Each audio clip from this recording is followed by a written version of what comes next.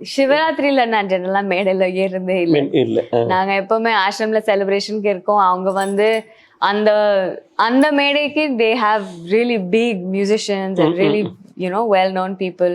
I think we're all just there as bhaktas there. So உங்க dance program உங்க அப்பா வந்திருக்காரு இல்லையா? ஆமா.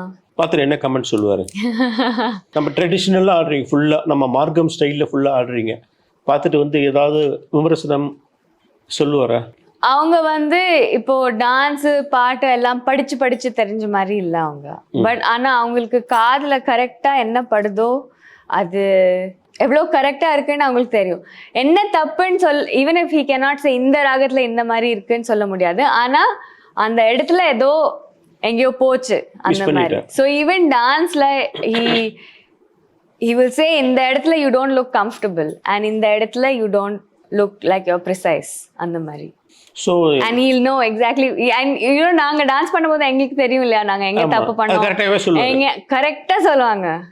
நிறைய பேருக்கு தெரியாத மாதிரி இருக்கும். ஆனா அவங்க கரெக்டா சொல்லுவாங்க அந்த இடத்துல நீ என்னமோ பண்ணுவேன்னு சொன்னாங்க.